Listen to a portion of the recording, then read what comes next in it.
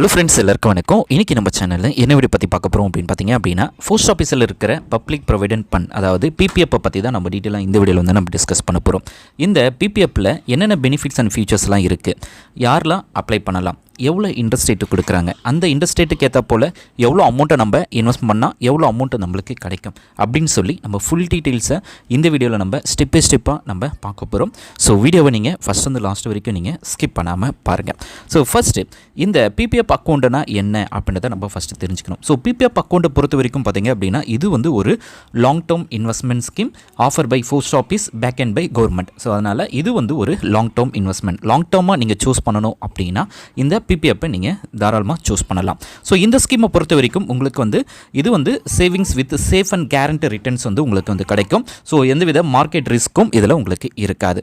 அது மட்டும் இல்லாமல் இந்த ஸ்கீம்ஸில் வந்து டேக்ஸ் பெனிஃபிட்ஸ் அண்ட் இன்ட்ரெஸ்ட் கேர்னிங் அண்ட் செக்யூர்ட் இன்வெஸ்ட்மெண்ட்டாக இந்த ஸ்கீம்ஸ் வந்து உங்களுக்கு இருக்கும். அடுத்தது இந்த ஸ்கீம்ஸில் யாரெல்லாம் ஓப்பன் பண்ணலாம், ஸோ இந்த பிபிஎஃப் அக்கௌண்ட்டை யாரெல்லாம் ஓப்பன் பண்ணலாம், எங்கெல்லாம் ஓப்பன் பண்ணலாம் அப்படின்றத நம்ம பார்க்கலாம். ஸோ இந்த ஸ்கீமை பொறுத்த வரைக்கும் உங்களுக்கு நியர்பையாக இருக்க போஸ்ட் ஆஃபீஸில் இந்த ஸ்கீம்ஸை வந்து ஓப்பன் பண்ணலாம். ஸோ போஸ்ட் ஆஃபீஸ் மட்டும் இல்லாமல் public sector bank and government பேக் அண்ட் செக்டார் பேங்க்லையும் நீங்கள் இந்த அக்கௌண்ட்டை ஓப்பன் பண்ணலாம். ஸோ போஸ்ட் ஆஃபீஸ், அதுக்கப்புறம் nationalised bank SBI, Punjab national bank, ICICI bank, UCO bank, அந்த மாதிரி சொல்லி உங்களுக்கு என்ன பேங்க் வேணுமோ அந்த பேங்க்கில் இந்த ஸ்கீம்ஸை வந்து நீங்கள் தாராளமாக ஓப்பன் பண்ணலாம். ஸோ எல்லா பேங்க்லேயுமே இந்த பிபிஎஃப் அக்கௌண்ட் வந்து அவைலபிளாக இருக்குது.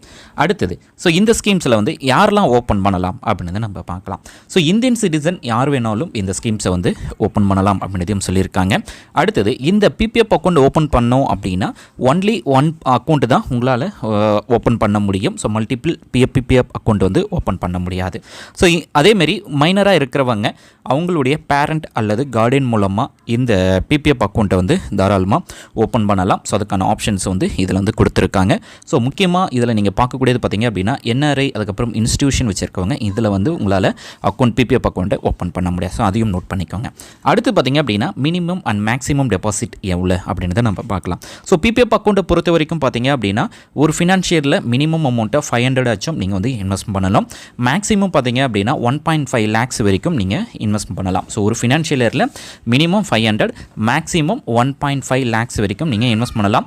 இன் பிட்வீன் எவ்வளோ அமௌண்ட் வேணாலும் நீங்கள் இன்வெஸ்ட் பண்ணிக்கலாம். ஸோ இந்த டேர்ம்ஸ் அண்ட் கண்டிஷன்ஸ் தான் இருக்குது. 500 மினிமம், அதிகபட்சமாக ஒரு வருஷத்துக்கு தான் 1.5 lakhs அப்படின்றது அவங்க வந்து மென்ஷன் பண்ணியிருக்காங்க. ஸோ அதுக்குள்ளே நீங்கள் எவ்வளோ அமௌண்ட் வேணாலும் நீங்கள் இன்வெஸ்ட் பண்ணலாம். அடுத்தது ஸோ டென்யூர் பொறுத்த வரைக்கும் பார்த்தீங்கன்னா நம்ம ஏற்கனவே ஸ்டார்டிங்லேயே பார்த்தபடி இது வந்து ஒரு லாங் டேர்ம் இன்வெஸ்ட்மெண்ட்டாக இருக்கும். ஸோ 15 years லாக் இன் பீரியடாக உங்களுக்கு இருக்கும். ஸோ இந்த ஸ்கீமை பொறுத்த வரைக்கும் நீங்கள் ஆஃப்டர் 15 yearsக்கு அப்புறமா நீங்கள் விட்ரால் பண்ணுற அமௌண்ட் வந்து full and full tax free அமௌண்ட்டாக உங்களுக்கு இருக்கும். ஸோ இந்த 15 years எக்ஸ்டெண்ட் பண்ணணும் அப்படின்னு நினச்சிங்க அப்படின்னா ஸோ இன்னும் ஒரு 5 years வந்து நீங்கள் உங்களை தாராளமாக இன்வெஸ்ட் பண்ணுற ஆப்ஷன், அதாவது எக்ஸ்டெண்ட் பண்ணுற ஆப்ஷன்ஸும் இந்த ஸ்கீம்ஸில் வந்து உங்களுக்கு கொடுத்துருக்காங்க. அடுத்தது ஸோ இதில் முக்கியமாக நம்ம பார்க்கக்கூடிய interest rate. So interest rate வந்து பார்த்தீங்க அப்படின்னா எவ்ரி 3 months ஒன்ஸ் கவர்மெண்ட் வந்து இதுக்கு வந்து செட் பண்ணுவாங்க, அதாவது மாற்றி அமைப்பாங்க. அப்படி இந்த ஏப்ரல் டு ஜூன் 2025 இதுக்கான இன்ட்ரெஸ்ட் ரேட் பார்த்தீங்க அப்படின்னா 7.1% ஆஃப் இன்ட்ரெஸ்ட் ரேட் தான் இந்த இன்ட்ரெஸ்ட் ரேட்டில் வந்து கால்குலேட் பண்ணுறாங்க. ஸோ அதுவும் compounded and annual interest rate வந்து இதில் கால்குலேட் பண்ணுறாங்க. ஸோ இன்ட்ரெஸ்ட் வந்து உங்களுக்கு கிரெடிட் ஆகிறது பார்த்தீங்க அப்படின்னா every March 31st every year உங்களுக்கு வந்து உங்களுடைய அக்கௌண்ட்டில் கிரெடிட் ஆகும். ஸோ ஒவ்வொரு வருஷத்துக்கு ஒரு வாட்டி தான் இன்ட்ரெஸ்ட் வந்து கிரெடிட் ஆகும். அது வரைக்கும் என்ன அமௌண்ட் இருக்கோ அந்த அமௌண்ட் தான் உங்களுக்கு கிரெடிட் ஆகும். அடுத்தது ஸோ இதில் முக்கியமாக பார்க்கக்கூடியது tax benefit options. So tax இதில் பொறுத்த வரைக்கும் பார்த்தீங்க அப்படின்னா eligible for tax deduction under section 80G படி 1.5 lakhs வரைக்கும் நீங்கள் வந்து டிடக்ஷன்ஸ் வாங்கிக்கலாம். ஸோ அதுக்கான ஆப்ஷன்ஸும் இதில் வந்து கொடுத்துருக்காங்க. அதே போல் நீங்கள் கெயின் பண்ணுற இன்ட்ரெஸ்ட்டுக்கும் ஃபுல் டேக்ஸ் ஃப்ரீ ஆப்ஷன்ஸும் இருக்குது. டிடிஎஸும் இதில் வராது. எண்ட் ஆஃப் தி டென்யூரில் நீங்கள் விட்ரால் பண்ணுற அமௌண்ட்டுக்கும் டேக்ஸ் ஃப்ரீ ஆப்ஷன் தான் வரும். ஸோ டேக்ஸ் எதுவும் பிடிக்க மாட்டாங்க. அடுத்தது so withdrawal on loans. So withdrawal பொறுத்த வரைக்கும் பார்த்தீங்க அப்படின்னா பார்ஷியல் விட்ரால் வந்து இதில் அலோடு. ஸோ ஒரு பர்டிகுலர் அமௌண்ட்டை நீங்கள் விட்ரால் பண்ணிக்கலாம். எப்போத்துலேருந்து பார்த்தீங்கன்னா 7வது வருஷத்துக்கு மேலே தான் அதுவும் 50% ஆஃப் அமௌண்ட்டை நீங்கள் விட்ரால் பண்ண முடியும்.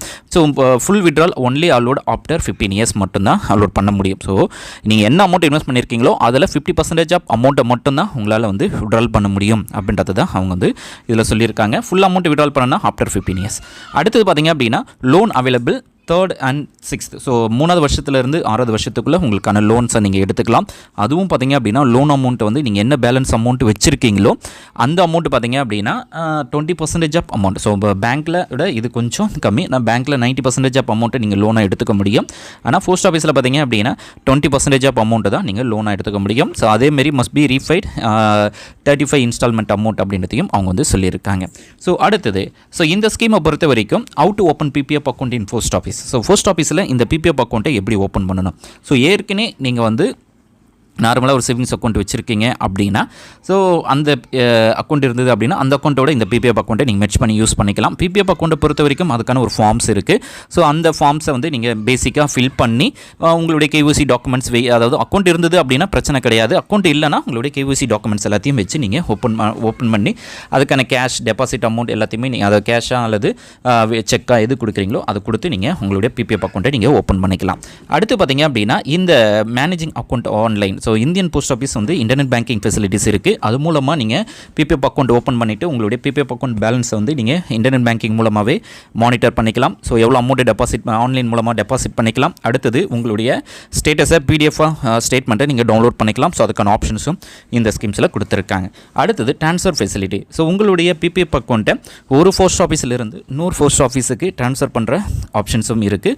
ஸோ இந்த ட்ரான்ஸ்ஃபர் ஆப்ஷன்ஸ் பேஸ் பண்ணி பார்த்தீங்க அப்படின்னா உங்களுக்கு எந்தவித சார்ஜஸும் இதில் வராது. ஸோ நீங்கள் தாராளமாக ப்ராசஸ் பண்ணிக்கலாம். ஸோ அதேமாரி வேறு யாருன்னா பிபிஎஃப் அக்கௌண்ட் வச்சுருக்காங்கன்னா அவங்க பேர்லேருந்து உங்கள் பேருக்கும் நீங்கள் ட்ரான்ஸ்ஃபர் பண்ணுற ஆப்ஷன்ஸும் இந்த ஸ்கீம்ஸில் வந்து கொடுத்துருக்காங்க. ஸோ அடுத்தது இந்த ஸ்கீம்ஸில் எவ்வளோ அமௌண்ட்டு நம்ம இன்வெஸ்ட் பண்ணால் எவ்வளோ அமௌண்ட்டு நம்மளுக்கு கிடைக்கும் அப்படின்றத நம்ம இப்போ பார்க்கலாம். ஸோ இந்த ஸ்கீமை பொறுத்த வரைக்கும் இது வந்து ஒரு ஃபிக்ஸட் டெபாசிட் ஸ்கீம்ஸ் கிடையாது. ஸோ இது வந்து ஒரு ஃபிக்ஸட் டெபாசிட் ஸ்கீம்ஸ் கிடையாது. உங்ககிட்ட என்ன அமௌண்ட் இருக்கோ அந்த அமௌண்ட்டை நீங்கள் இன்வெஸ்ட் பண்ணலாம். ஸோ இப்போது இந்த மந்த் வந்து எனக்கு ஒரு 500 இருக்குது அப்படின்னா மினிமம் 500 வச்சும் ஒரு வருஷத்துக்கு நீங்கள் இன்வெஸ்ட் பண்ணணும். உங்களுடைய எண்ட் ஆஃப் தி டென்யூரில் அந்த ஒரு வருஷத்தில் ஒரு 500 வச்சும் உங்களுடைய அக்கௌண்ட்டில் இருக்கணும். அப்படி இல்லைனா உங்களுடைய அக்கௌண்ட் வந்து டீஆக்டிவேட் ஆகிடும். அதுக்கப்புறமா நீங்கள் எக்ஸ்ட்ரா அதுக்கு 50 ரூபா சார்ஜஸ் வரும்.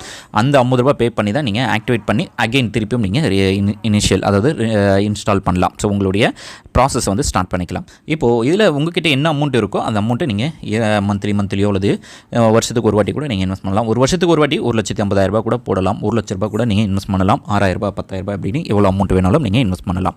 இப்போ 500 நீங்கள் இன்வெஸ்ட் பண்ணிங்க அப்படின்னா ஒரு 15 வருஷத்துக்கு 90,000 இன்வெஸ்ட் பண்ணியிருப்பீங்க.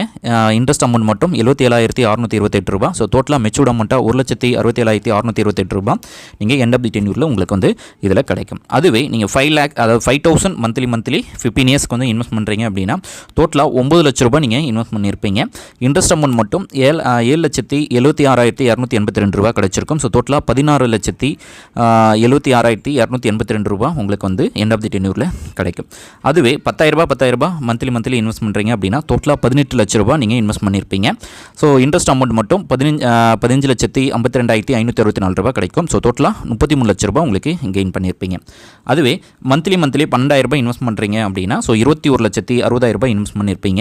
உங்களுக்கு இன்ட்ரெஸ்ட் அமௌண்ட் மட்டும் 18,63,077 ரூபா உங்களுக்கு கிடச்சிருக்கும். ஸோ டோட்டலாக 40,23,077 ருபீஸ் வந்து உங்களுக்கு எண்ட் ஆஃப் தி டென்யூரில் கிடைக்கும். இந்த வீடியோ உங்களுக்கு யூஸ்ஃபுல்லாக இருக்கும்னு நினைக்கிறேன். யூஸ்ஃபுல்லாக இருக்கு அப்படின்னா லைக் பண்ணுங்கள், ஷேர் பண்ணுங்கள்.